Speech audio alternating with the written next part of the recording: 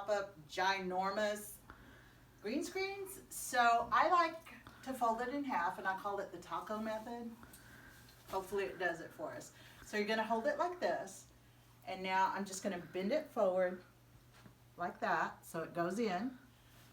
And the top part, I'm gonna fold it in just like that, and I'm gonna drop it. Okay, for those of us that didn't catch it the first time, fold it in half. I call it the taco method.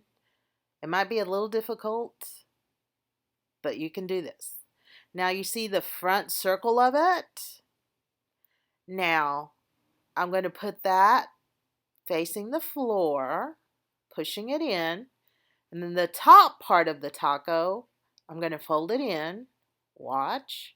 Right here, I'm folding it in and just drop it flat. And now it is folded. It is that easy to fold up this ginormous green screen.